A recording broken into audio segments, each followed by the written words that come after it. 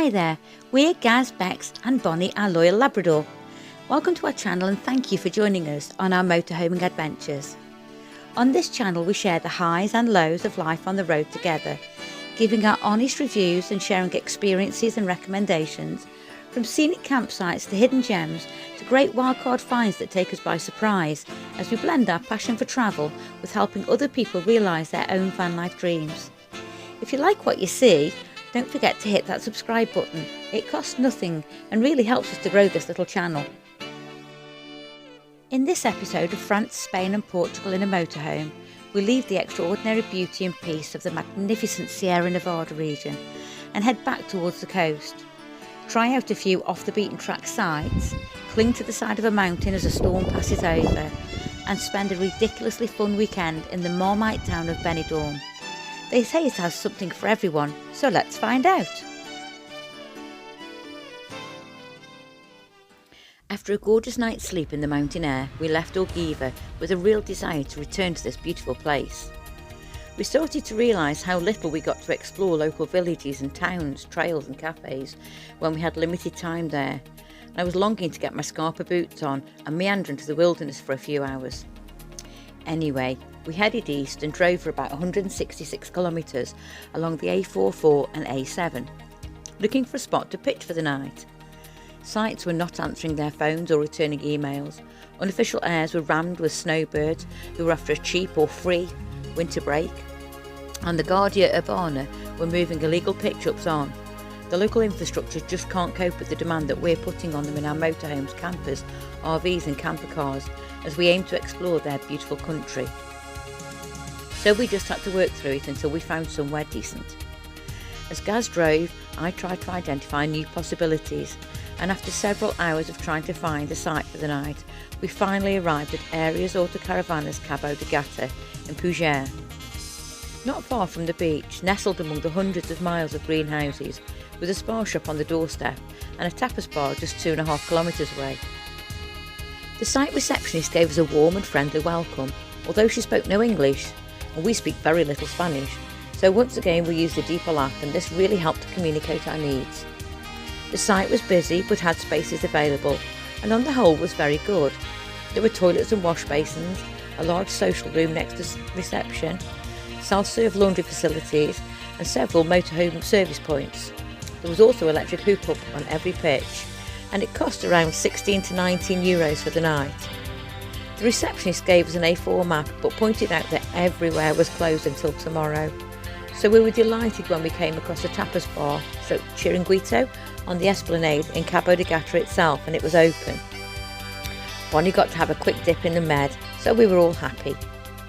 Cabo de Gata is a place of outstanding natural beauty and has many highlights to visit and take part in.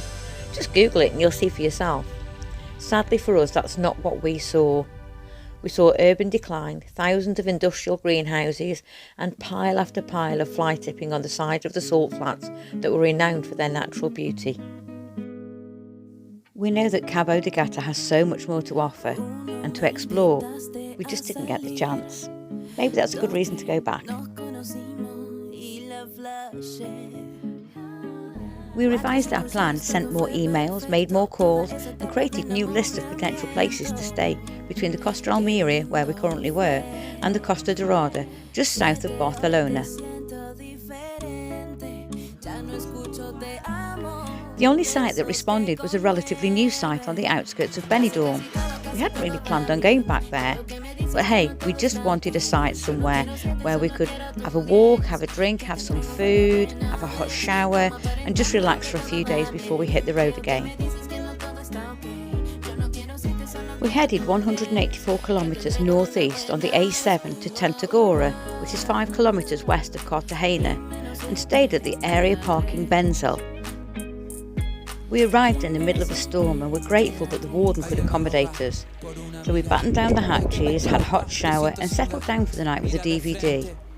We were surrounded by stunning trails and miradors, but we were just shattered and happy to be parked up safely whilst the storm passed.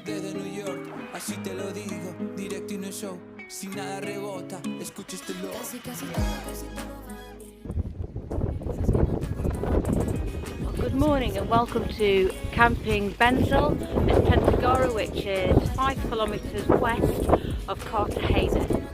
But a bit difficulty finding a site yesterday, so had to go back uphill again, and we found this place. It's okay, 15 euros for the night. It has Wi-Fi, toilets and hot showers, grey waste. I'm guessing there's black waste, but we haven't been able to find it yet. There's electric hookup on every pitch and water.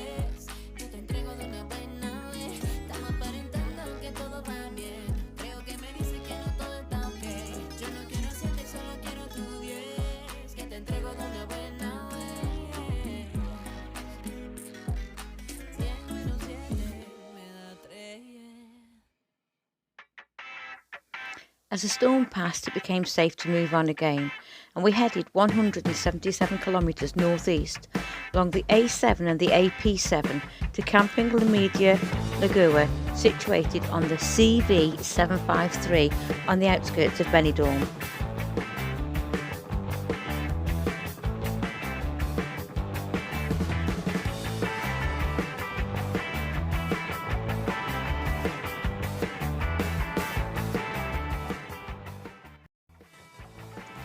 Camping La Media Lagoa is a new site and really well designed and equipped.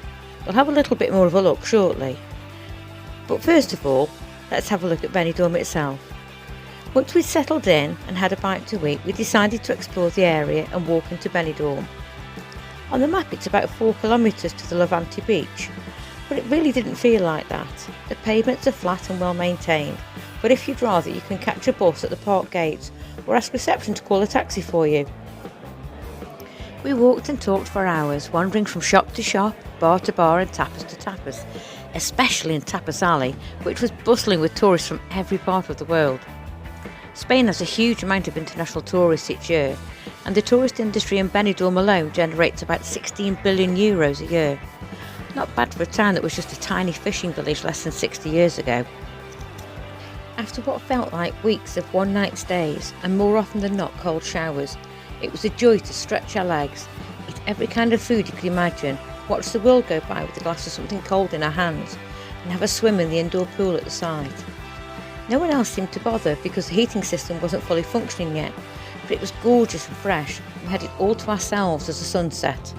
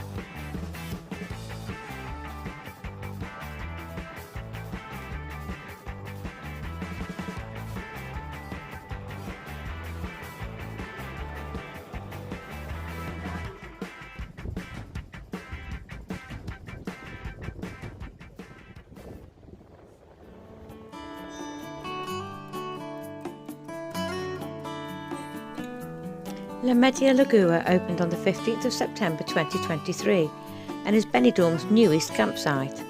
Pitches are flat and spacious with electric hookup and water provided at each one. There are 2 outdoor pools, one for grown-ups and one for kiddies, as well as a beautiful indoor pool. The site also boasts a gym, a small shop, cafe bar and fresh bread and croissants every morning at 10 AM.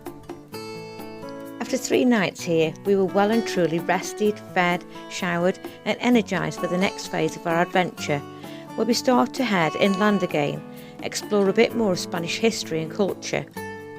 If you haven't already, hit the subscribe button and join us as we head towards Belchite and Geldo before making our way further north and back into France. Thanks for joining us.